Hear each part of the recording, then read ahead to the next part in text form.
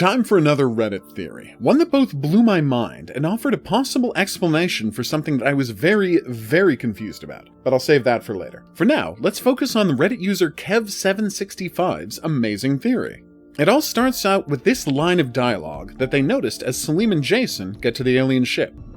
Those fucking things tried to fuck with our heads. They tried to kill us. Did they, though? Did the aliens ever mess with Jason and Salim's minds at any point? They had a stand-up fight with the aliens in the death chamber, then two of them teamed up to kill a vampire in the body pit room. Then they went down the elevator. Scary, dangerous, intense, but no minds were messed with at any point. Was that always the case, though? Kev765's theory is that, based on this file that Rachel can find in the water wheel chamber, unrelated but weird, why is there a water wheel down here?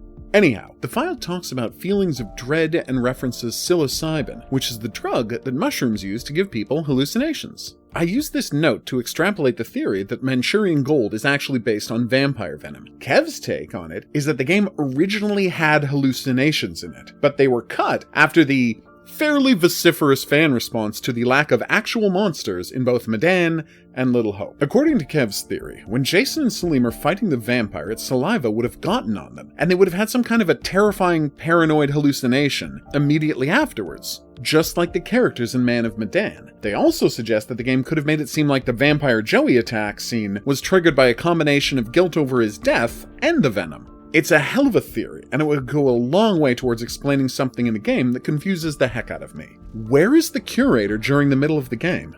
He disappears for a giant chunk of the story, leaving his fans high and dry. I can confirm that this wasn't always the case. I got a look at the game's level select screen, and the curator's appearances are labeled Curator 1, 2, 4, and 5, which begs the question, where is Curator Scene 3? This isn't like the famous Man of Medan cutscene Player Flooded. That likely had to be cut because there were technical hurdles that they weren't able to overcome before the game launched. So they just lifted it right out. This, on the other hand, is just another scene of the curator hanging out in his library. They've done more than a dozen of these scenes. One more shouldn't have been too much trouble. The most logical reason for them to remove this scene is because it directly references something that isn't in the game any longer, rendering it nonsensical. And as Kev suggested, that missing plot element could have been a series of hallucinations, which would have led to the curator giving another one of his famous, "Are you beginning to suspect everything isn't exactly what it seems?" speeches, which might have angered any fans who felt they'd already been burned twice by this particular plot development. This theory makes a bunch of sense, although it does suggest an interesting question. Where exactly was the missing curator scene originally placed in the game? As you might suspect, I have a theory about that.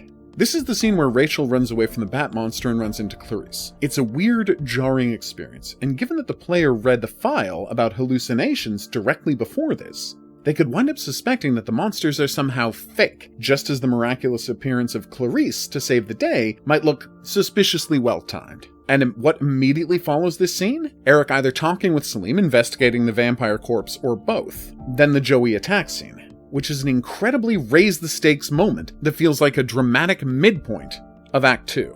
Just look at the shot after Joey goes into the pit. Doesn't that seem like the perfect place to fade over to the curator rather than just going straight back to Rachel, who we'd seen just a couple of minutes prior? My suspicion is that after the Joey vampire dies, we were supposed to cut away to the curator, who would make some comments about how insane things were getting, and hint at a bigger twist to come, perhaps even hinting that it has something to do with how preposterous the things the characters were seeing are, which doubtless would have left some in the audience worried that this was all going to somehow turn out to be yet another trick. Of course, those fears would have been allayed just minutes later. After all, there's literally no way anyone could think that the siege in the throne room or the battle in the death chamber weren't actually happening. So, is this all possible? Were the developers so concerned about the possibility of scaring off their audience that they cut an entire section of the story? There's definitely evidence pointing in that direction, and there must be something to the missing third curator scene. Unfortunately, unless we can get a look at a copy of the game's script, or some official confirmation, all we have is one hell of a theory. So congratulations again, Kev765. I've been the Hidden Object Guru, thanks for watching. If you haven't already, please like and subscribe. If you'd like to see more from me,